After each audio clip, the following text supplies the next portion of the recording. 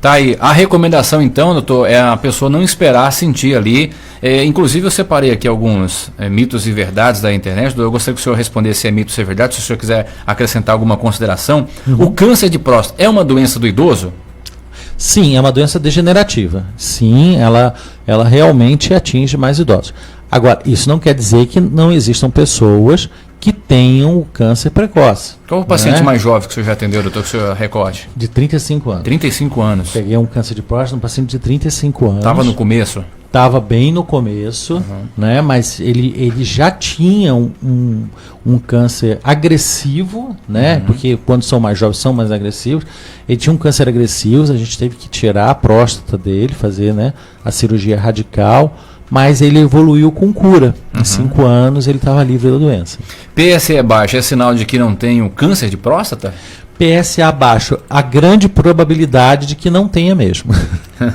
Ter pai, irmão ou tio com a doença aumenta o risco? Aumenta.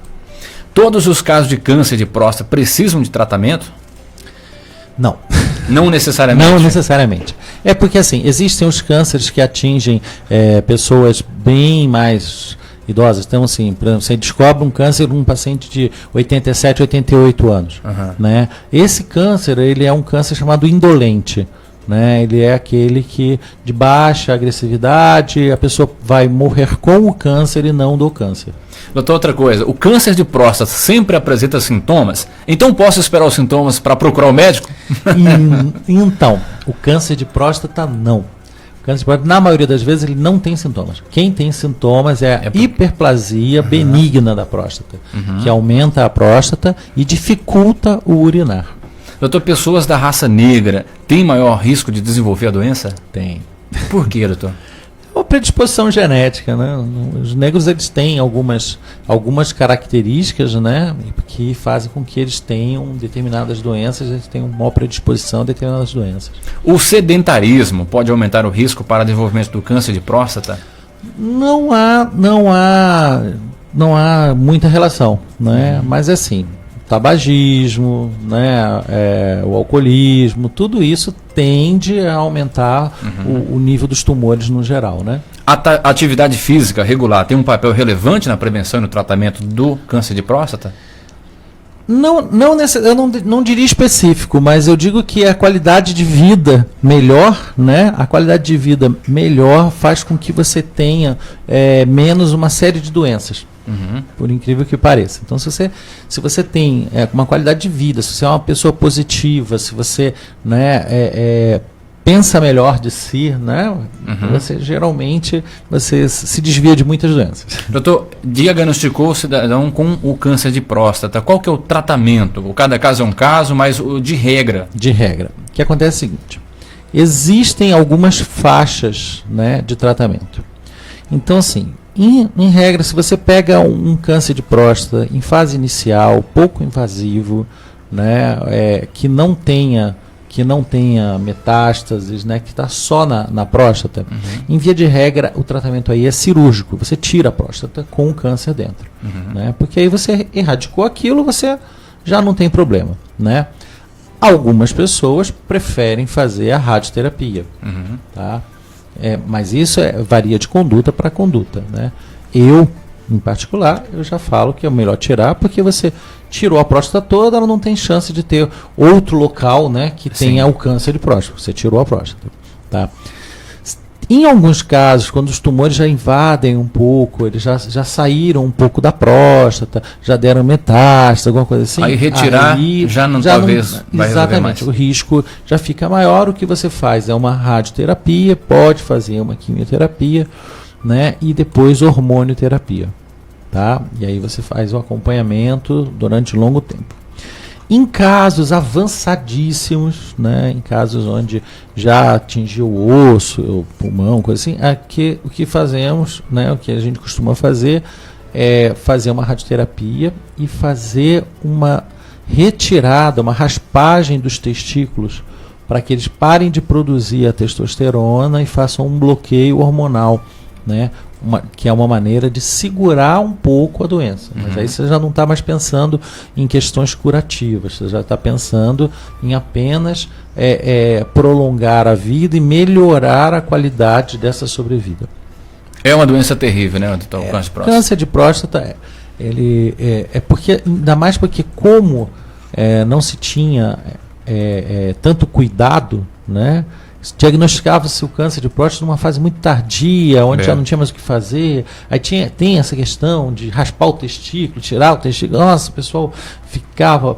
Era um estigma muito grande a questão do câncer de próstata. Então, o recado para os homens é cuidar enquanto há tempo. Sim, sempre, sempre. Procurar sempre o profissional, fazer as consultas e os exames de rotina. Visite seu urologista. Não tenha medo ou vergonha do urologista. De maneira alguma. Inclusive, a mão do Dr. Marcos é pequena. É o suficiente. Bom, doutor, tem outros temas aqui, o nosso tempo já está assim, correndo, e o doutor Marcos Guimarães atende hoje, inclusive, é o único profissional aqui na região noroeste de Mato Grosso, então imagina, essa vasta região é atendida por ele, inclusive Brasnorte, muitos pacientes daí de Brasnorte vêm para cá. O senhor já chegou a atender lá, inclusive, né, doutor? Ah, sim, eu atendi lá na Clínica Fêmea, né, com a doutora Joelma, um abraço para vocês. Né? Sempre no coração aqui, né? E precisando, é só vir para a Juína, cá. E atendimento aqui em todos os hospitais particulares de Juína, o Dr. Marcos atende. Doutor, eu recebi mais cedo, a gente fez aqui o anúncio que o senhor estaria aqui no nosso programa, recebi aqui algumas perguntas e algumas pessoas, inclusive um amigo meu, né, quis perguntar, por exemplo, sobre a questão, os problemas ligados já ao órgão reprodutivo masculino. Por exemplo, a ejaculação precoce. Muita gente mandou mensagem de manhã perguntando que sofre com esse problema, o que fazer, como solucionar esse problema. Então, a ejaculação precoce, né, a gente põe ela nos quadros de disfunções sexuais. Né? É um problema que você tem algumas maneiras de você tratar. Mas para isso você precisa diagnosticar em que fase, em que nível que ela está. Então você pode desde psicoterapia, né? Porque pode ser um problema psicológico, pode ser estresse, depressão, ansiedade. Sim, ansiedade. Às vezes um mau relacionamento, vamos dizer assim, uma falta de entendimento com a parceira, ou então uma maneira de ver a parceira de uma maneira um pouco frustrante, uma ansiedade com relação a ela, um medo de falhar, entendeu? Né? Tem uma série de coisas, né, que a gente classifica, né? Então pode ser por psicoterapia e pode ser com remédio. Né? Existe um remédio que a gente dá, que o paciente toma por um tempo, né? E segura bastante, a pessoa tem relações de boa qualidade. A gente conhece muito um comprimido muito famoso aí, que é o tal do azulzinho, né? Qualquer pessoa pode tomar esses medicamentos, doutor? Então, o azulzinho, né? Ele é para outro problema. Né? Ele é para disfunção erétil, né? E ele foi o primeiro comprimido que saiu, né, para a chamada impotência, né? Que hoje até a gente muda esse termo, porque impotência quando se põe assim, a pessoa é impotente, ela é como se ela não prestasse para nada, isso, né? Então não se usa mais isso, né? É uma questão da disfunção erétil, né? Então ele tem uma dificuldade de manter ereções. Olha, não é todo mundo que pode tomar, existem algumas contraindicações, não tenha dúvida. O problema é que a pessoa tem que se conscientizar que quando ela vai num profissional, né, um especialista, e o especialista indica o remédio, o especialista não está querendo matar essa pessoa. O especialista faz as perguntas, né? E de acordo, né? E fala, não, esse aqui pode tomar o remédio, né? Isso é muito interessante. Mas não deve ser automedicar, né? Não deve. O cara chega ali, não sabe como é que está o coraçãozinho, por exemplo, vai lá e compra um medicamento e ingere de qualquer jeito. E também eu vou te falar que tem outras situações, né? Porque, assim, em determinadas pessoas, ele pode dar um ataque cardíaco, uma sudorese, né? A pessoa passa mal, né? Ela se sente mal por uma reação adversa do remédio. Qualquer remédio pode dar reação adversa e qualquer remédio pode dar reação alérgica, né? Então, assim, existe isso também, né? Só que esse remédio, ele tem aquela a fama, né? Porque ele é para relação, e às vezes o pessoal associa muito o fato de estar tendo relações com o ato pecaminoso. Então aí fala, nossa, eu estou fazendo um pecado, tomei o remédio e aí eu vou morrer por causa disso. Uma situação complicada psicologicamente. Qual que é a sua dúvida, Michael? Eu tô aqui, eu sumi, quase cochilei. O Ivan tá bastante empolgado, viu, doutor? Eu tô muito curioso, Michael. Michael. Sobrou perguntas. Pois é, né, Eu tava Michael? aqui pensando, falei, não vou conseguir perguntar nada. Não, eu tô imaginando aqui, Ivan, Michael, eu tô imaginando aqui o seguinte, o camarada tomou o azulzinho lá e eu nunca tomei, graças a Deus, eu ainda não precisei disso, gente, mas quem utiliza também não tem problema, né, de acordo com as recomendações médicas. Mas o cara tomou, funcionou e depois esse negócio volta ao normal, doutor? Então, Quanto tempo mais ou menos dura ali a reação da medicação? então Não, o cara usa de manhã e ele vai trabalhar durante o dia, como é que fica? fica normal. É só com estímulo que É só com estímulo. Só com estímulo. Senão o cara vai armado, né, pro Cara, trabalho, vai dar problema. não, é complicado, é complicado. Inclusive tem um dos medicamentos, né, desses para ereção, a propaganda dele era que era 36 horas. Então o pessoal achava que ia tomar e ia ficar 36 horas, né, fazendo a coisa, e não é assim, né? Não é assim.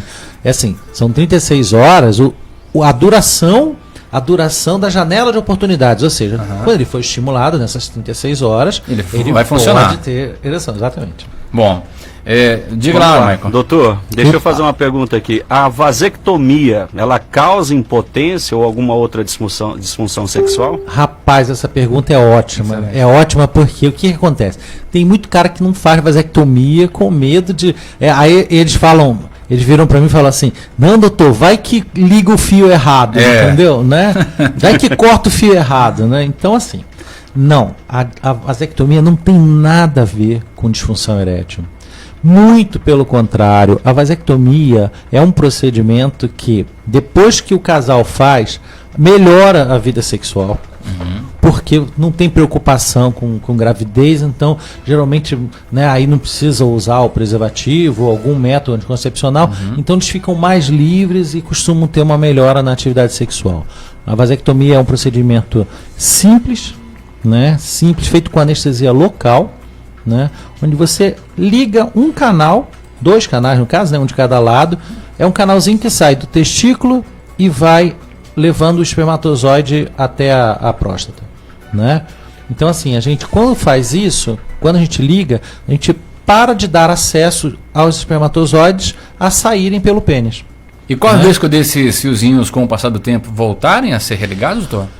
Existe uma probabilidade. Existe uma probabilidade, mas assim, eu costumo fazer uma técnica que isso se torna muito difícil, né? Porque eu além de eu cortar um pedaço longo, né?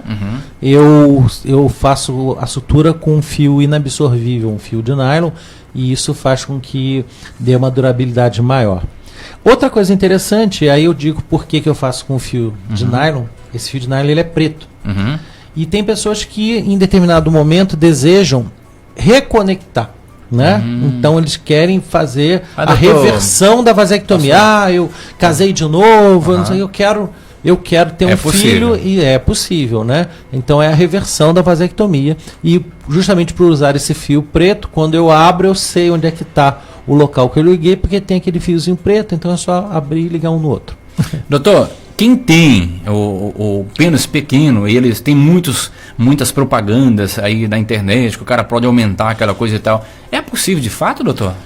O aumento peniano? Então, não existem cirurgias eticamente aceitáveis, né? Ou seja, eticamente aceitáveis porque é o seguinte, quando você vai fazer uma cirurgia desse tipo, você tem que pensar não só no tamanho, você tem que pensar na função. Né? Então não adianta nada você aumentar o cara para meio metro se o cara não conseguir nunca mais ter relação.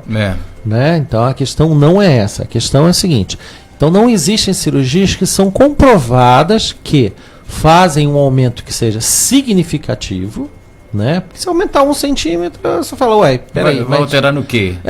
Entendeu? Né? Então, que seja um aumento significativo e que depois tenha uma função preservada, né? Que isso é muito importante, Não adianta nada aumentar se não conseguir a função. E não adianta nada ter um aumento que não seja realmente expressivo. Eu vi um estudo, doutor, eu acho que é americano, se eu não me engano, ou britânico, que falava o tamanho médio regular de 13 centímetros. Sim, isso. É a média. É a média. Doutor, o pênis também ele pode sofrer fraturas? Sim. E já tivemos alguns casos aqui em Juína, já tratei alguns. É porque assim, o pênis, ele é um sistema, digamos que pneumático, entre aspas, né? Só que com sangue, né? Então é uma câmara que infla de sangue, enche bem de sangue e daí ele fica duro. Em determinados atos, né? Às vezes no calor da emoção, né? Bate errado e o pênis dobra.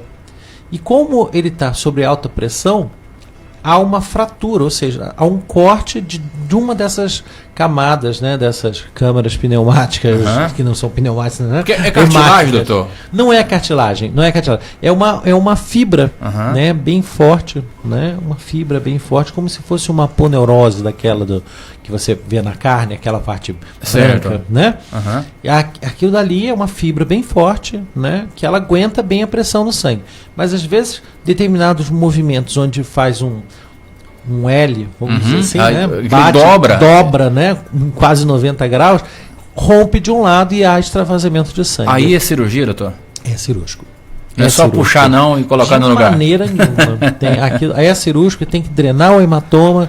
Tem umas que são incompletas, outras são completas, outras pegam uretra. Ixi, Maria, é um negocinho chatinho. Cuidar da ferramenta, mas a gente pessoal. Faz. A gente resolve aqui.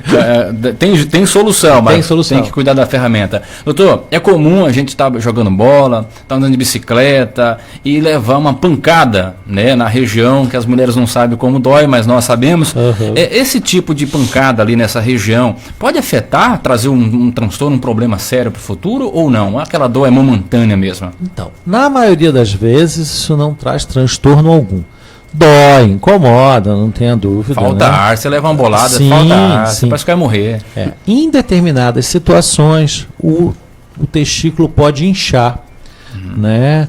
E aí, se você não tratar, ele incha, faz um processo inflamatório e você pode até perder o testículo, né?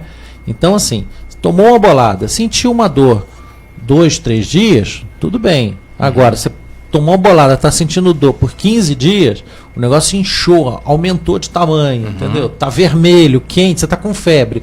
Não, né? É um problema mais sério já. É um problema mais sério, exatamente. Diga, Marco. Eu tenho aqui participação de ouvinte, Ivan, e o nosso tempo já está bem avançado, mas eu gostaria de transmitir ao doutor. O nosso ouvinte Nego, né, ele, conhecido como Nego aqui em Brasnorte, tem 42 anos, ele disse o seguinte, doutor, que ele levanta várias vezes à noite para urinar, de 4 a 5 vezes, tem dificuldade, urina pouco e diz que já fez exame de próstata, exame de urina, não foi identificado nada e ele não sabe o que fazer para tratar disso. Então, se lembra quando a gente estava conversando falar de câncer de próstata, que eu falei que o problema maior era a hiperplasia? A hiperplasia é justamente isso, o aumento da próstata, onde dão os exames que os clínicos, quem não é especialista faz, são exames para tentar detectar o câncer de próstata. Mas esquece, né, acaba não saindo a questão da hiperplasia. Né? A hiperplasia é quando a próstata ela cresce para o canal da urina, entupindo o canal da urina. Então causa justamente isso. A pessoa acorda várias vezes à noite para urinar, a pessoa tem um jato fino, quando um homem, né, tem um jato fino, quando ele sente vontade de urinar, é uma vontade urgente, ele tem que sair correndo, acontece de perder urina na calça. Então são sintomas da hiperplasia benigna, né? Essa hiperplasia, ela é uma doença que você pode tratar com remédio, né? Mas na maioria das vezes você trata com uma cirurgia. Essa cirurgia é uma cirurgia pouco invasiva, né? Quando a próstata é pequena, é uma cirurgia pouco invasiva, é uma cirurgia que você faz pelo canal, você não tem corte, né? Você faz pelo canal da urina, você abre o canal da urina, né? E a pessoa consegue urinar bem.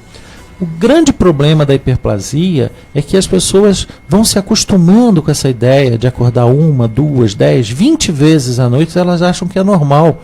E quando chega num determinado ponto, a pessoa precisa usar sonda. Então, assim, é aquele senhor que estava urinando tão mal, que de repente não conseguiu urinar. Aí passa-se uma sonda, e depois que passa a sonda, é muito difícil de você tirar essa sonda. Aí realmente você tem que passar por uma cirurgia, abrir o canal, para a pessoa poder voltar a urinar mais ou menos. Porque quando chega no nível da sonda, ela também já estragou a bexiga. Porque a doença prostática, ela estraga a bexiga também. Olha aí. Doutor, uma pergunta aqui de uma ouvinte, que diz que o marido dela fez uma cirurgia há 3 anos, tem 69 anos de idade, acho que foi inclusive o senhor que fez a cirurgia da retirada da próstata. Ela pergunta se há risco do câncer voltar em outro órgão, alguma coisa, em função de ter tido na próstata. Assim, quando há a retirada da próstata, a gente faz um acompanhamento de 5 anos, né? De 5 anos, com PSA, com ultrassom, com tomografia. Normalmente, se o câncer está só dentro da próstata, no momento que tira, é muito difícil dele passar para outros órgãos, tá? Mas, para isso que a gente faz um anátomo patológico, ou seja, que é um exame da peça, e esse exame da peça, ele diz, o câncer está confinado à próstata, então a chance de ter metástase, de ter em outros órgãos é muito pequena, né? Ou ele diz, não, esse câncer ele já passou da próstata, então a chance de ter outras, né, em outros órgãos, metástase, etc., é maior. Né? Mas para isso precisa de acompanhamento para que, né, se for o caso, a gente entre com radioterapia, entre com hormônio, alguma coisa assim. Olha, muitas perguntas chegando aqui, infelizmente a gente não tem mais tempo, mas eu gostaria que o senhor até comentasse. A Rosana mandou aqui que o pai dela teve câncer de próstata e bexiga. Na primeira cirurgia foram retirados os 2 órgãos, 8 anos depois teve um tumor na coluna, doença que a levou. Então, não deve ter relação um câncer com o outro, né, doutor? Ou pode ter? É assim.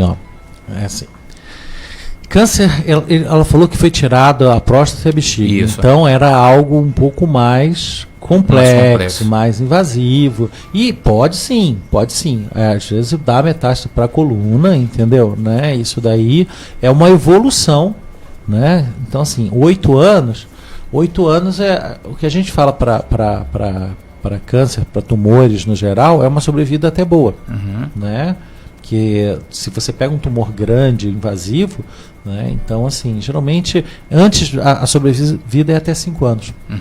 Eu perdi meu pai há 9 anos atrás com câncer de próstata. Na época o médico que fez a cirurgia também falou, olha, vamos fazer a cirurgia e pode ser que ele consiga sobreviver mais uns 3 a 4 anos. Né? Então assim, é um momento muito difícil isso para a família, para o paciente. Imagina saber que a pessoa, se der um resultado positivo à cirurgia, conseguindo sobreviver ainda 3 a 5 anos, né? Que seria ótimo ter um dia a mais de vida da pessoa, mas infelizmente ele não resistiu também à cirurgia. Tem uma pergunta aqui, doutor, gostaria de saber se é normal a mulher não chegar ao prazer na hora, a pessoa não sentir nada. Eu não sei se já entrou no campo do senhor aí, doutor.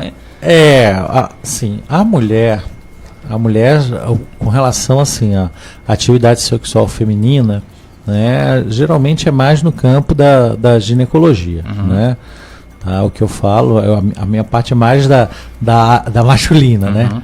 O que acontece é que tem muita gente que não sabe como chegar, né?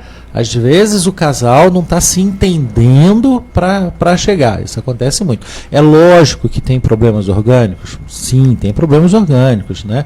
Que tem que ser avaliados pelo ginecologista. Mas na maioria das vezes tem muita questão, não só psicológica, como comportamental. Né? Então, doutor, era uma coisa, me parece que meio que cultural, que na relação sexual o homem era satisfeito, né, na situação ali, na relação, e pouco se importava com a mulher. Me parece que isso deu uma mudada de um tempo para cá. Então, para você ter o homem ficou aprendendo mais como é que faz? Para você ter uma noção, uma coisa interessante, era na Inglaterra, vamos dizer assim, no século passado, no começo do século passado, era normal que o homem o machão, o homem mesmo, ou macho, ele tivesse ejaculação precoce. Isso era normal. A ejaculação precoce era uma coisa louvável. Né? Então você chegava e você já obtinha o seu prazer. 2 minutos ali de relação. E 2 minutos. Era um verdadeiro coelho ali. Era o cara papum, e ele, para isso ele era o bom, porque ele fazia isso. Tem um filme interessante que ele demonstra que, inclusive, foi o primeiro fabricante de vibradores, né? Vamos dizer assim, né? E o que aconteceu? Na época vitoriana, na Inglaterra, eles curavam histeria. As mulheres eram curadas de histeria, eram tratadas de histeria por manipulação vaginal. Né? Então, manipulação vaginal, manipulação clitoriana, elas eram tratadas de histeria. Né? Mas por quê? Porque elas não tinham relações satisfatórias com seus maridos. Né? Os maridos só se preocupavam então, com ela ficava com aquela sensação de histeria, ela ficava nervosa, etc. E alguns médicos, né, da época começaram a tratar com manipulação clitoriana, até que teve um que usou um aparelho de alta vibração e percebeu que ele conseguia fazer com que ela chegasse mais rápido, e daí ele teve a ideia e criou essa indústria, né, que hoje, de vibradores. Hoje substitui muitos homens, inclusive. Mas tem um filme sobre isso, eu não me lembro o nome do filme, mas é um filme muito interessante. Olha, é importante que os homens passem a se pesquisar, né, começar a buscar informações. Diga, Michael. Uma última pergunta aqui, que o nosso tempo já está acabando, Ivan. O Marcelo, ele pediu para o doutor dar uma luz para ele. Ele disse que tem uma urina com um odor muito forte, escura e às vezes com sangue. Mas ele tem um pouco de timidez e medo de procurar o médico. Então eu vou dar uma dica bem importante para ele. Procure o médico. Tem que procurar, não tem assim, quando ele falou de urina com odor e escura, eu ia dizer, beba água, beba líquido. Mas aí quando fala com sangue, gente, não é normal urinar sangue, pelo amor de Deus. Né? Sangue na urina não é normal. Sangue nas fezes não é normal. Sangue pelo nariz não é normal. Né? Sangue na boca não é normal. Então, assim, se você está saindo sangue por algum lugar, você tem que procurar a origem disso. Né? Então, sangue na urina não é normal. Existem várias doenças que cursam com sangue na urina. Tá? Desde tumores, tumor de bexiga, tumor de rim, né? Até coisas mais simples, como infecção, como cálculo. Mas sangue na urina não é normal. Então, assim, se você apareceu sangue na sua urina, procure o médico. Bom, e o doutor Marcos Guimarães atende em Juína, nos 3 hospitais particulares, né, doutor? Sim. Um grande abraço para o pessoal do São Lucas, do São Geraldo e da Policlínica. Né? Um abraço para o pessoal de Castanheira, que está me acolhendo muito bem. Estou atendendo em Castanheira, né? Muito bacana lá. Tá aí, muito bem. E você, Marcelo, que está aí ouvindo o programa aí em Brasnorte, venha em Juína, marca uma consulta com o Dr. Marcos aí, que ele vai te atender. Não precisa ter medo do médico, que foi para o banco da faculdade estudar, ter conhecimento para nos ajudar a viver melhor, ter qualidade de vida. E nada melhor do que você fazer isso o quanto antes, né? Não esperar as coisas se agravarem ainda mais. Dr. Marcos, muito obrigado pela participação sua aqui no nosso programa, foi maravilhosa e com muitas mensagens aqui ainda. Obrigado, até a próxima, doutor. Um grande abraço, Ivan, um grande abraço, Michael. Espero ter uma nova oportunidade aqui, que eu acho que é um programa muito interessante, e a gente tem que fazer isso mesmo, dar conhecimento, né, para a população, para que ela consiga melhorar, né, cuidar bem da sua saúde. Obrigado, doutor Marcos, mais uma vez. O objetivo é justamente esse, é informar você, para que você tenha conhecimento dos problemas e caso apareça algo semelhante aí na sua vida, que você procure o profissional. Eles estão aí para isso, para nos ajudar. Valeu, Michael. Obrigado, Ivan. Obrigado ao Dr. Marcos pelos esclarecimentos. Foi muito gostoso o nosso bate-papo aqui. Muitas dúvidas que puderam ser sanadas nesta manhã de sábado. Meu abraço ao Dr. Marcos. Bom final de semana. Abraço a você, Ivan, e ao ouvinte Band de Saúde. Até sábado que vem. Valeu, Maico. Tirei muitas dúvidas de amigos meus, viu, Maico? Voltamos na próxima semana com mais um tema para você. Até lá, pessoal.